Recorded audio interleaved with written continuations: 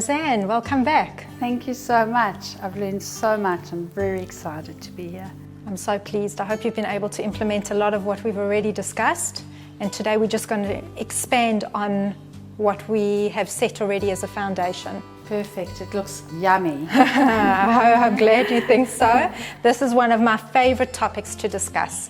The reason being is that fats and oils are very often misunderstood, and we don't always know how to include them in our diets and which to include in our diets. I agree 100%. There's so much information out there, but to actually use it every day is very, very different. Absolutely. So there have been so many different extremes when it comes to fats.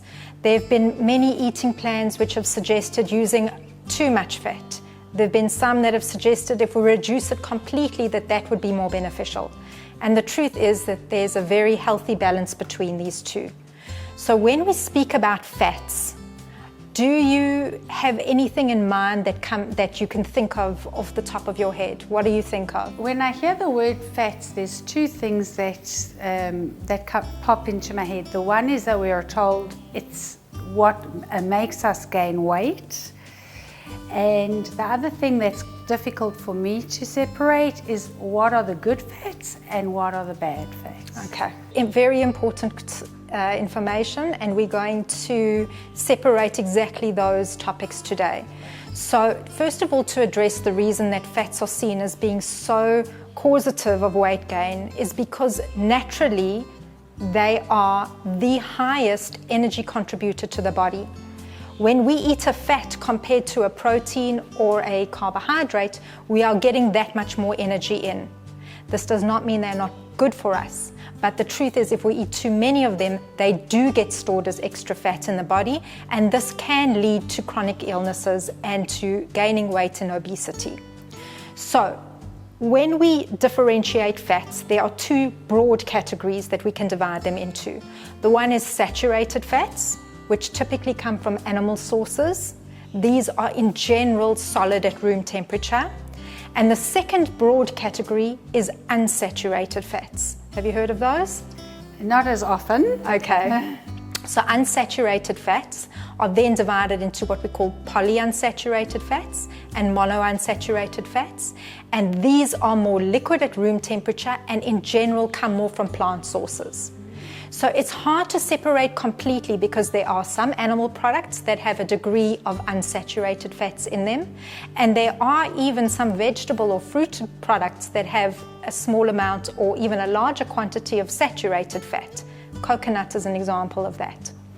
So when we think about unsaturated fats, and in particular the polyunsaturated fats, why these are so important is because they are broken down, this is a lot of information, into two more categories known as the omega-3 and the omega-6 fatty acids. I'm sure you've heard of those. Heard about them. Again, I need some more explanation. Okay, all right. So we need both of these.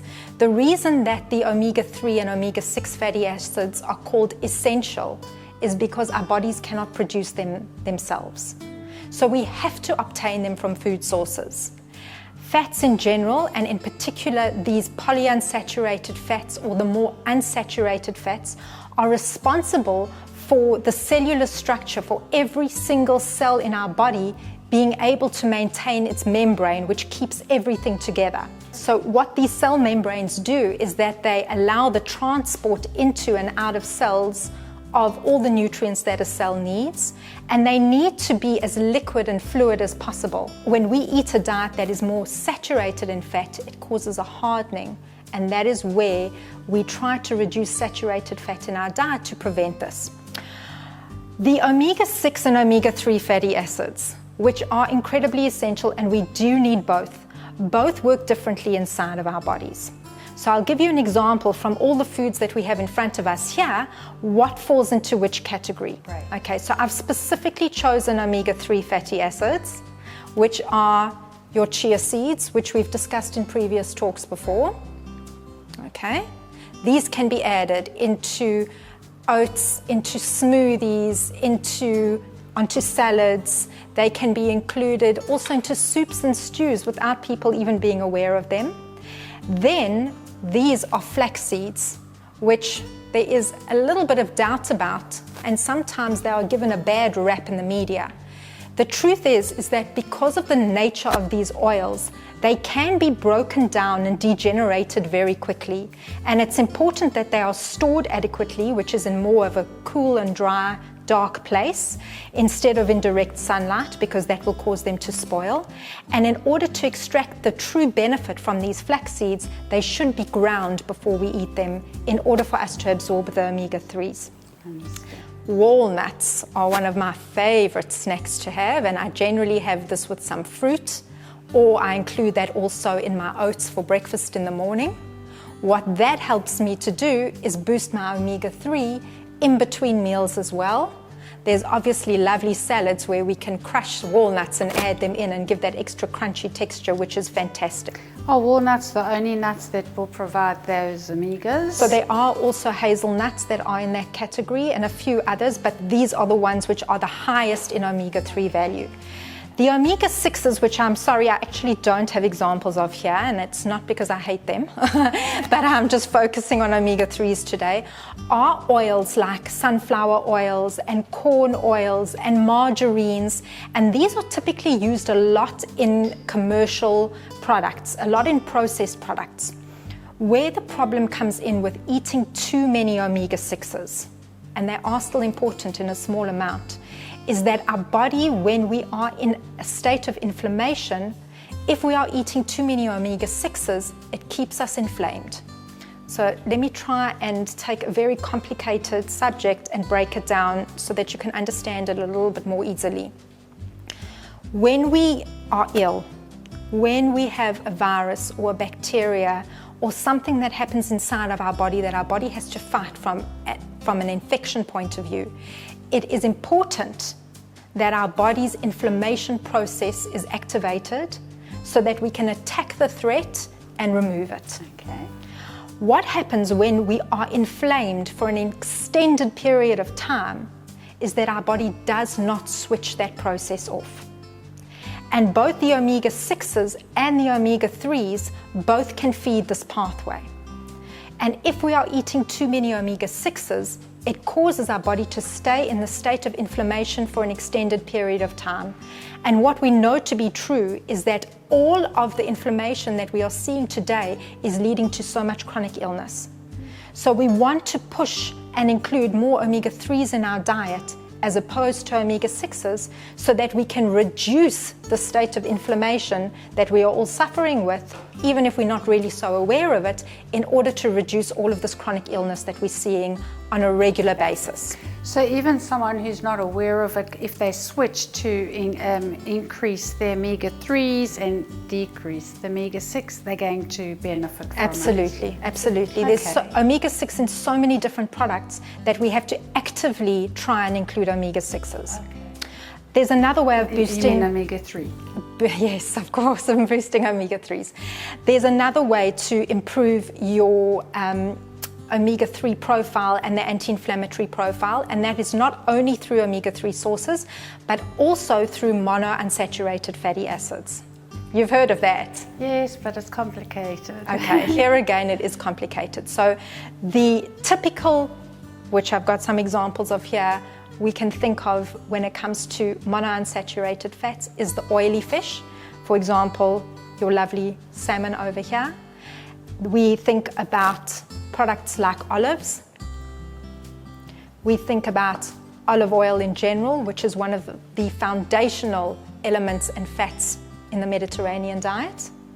And we also think about things like, one of my favorites, your unsweetened peanut butter.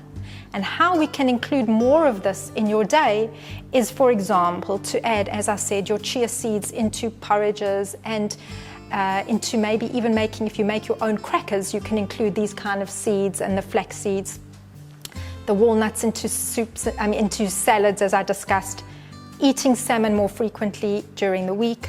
Even tuna and other oily fish are also important. Other oils like krill oil are also in that category, as well as flaxseed oil as well.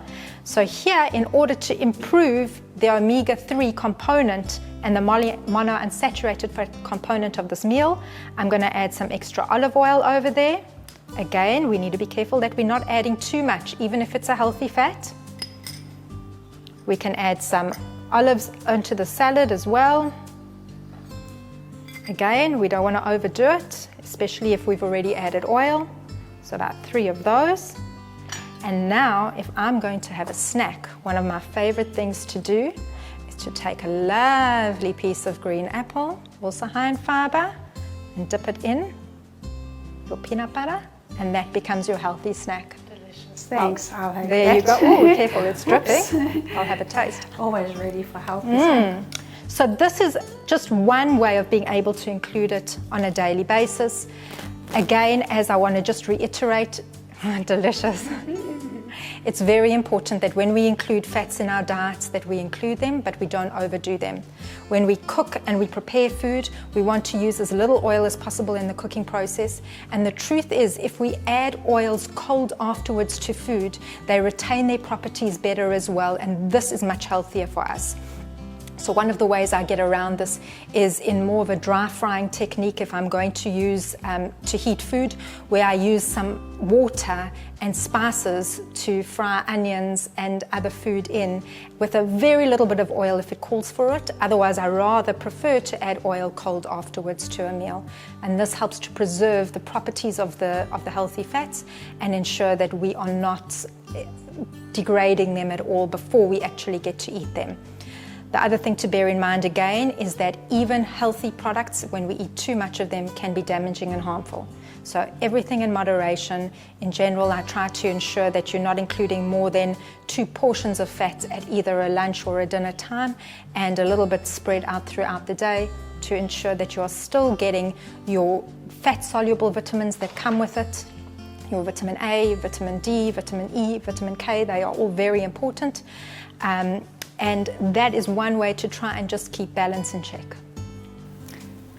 Very delicious, very informative. Thank you very much. I'm going to continue with my apple. Enjoy. Thank you for coming. Thank you, Justine.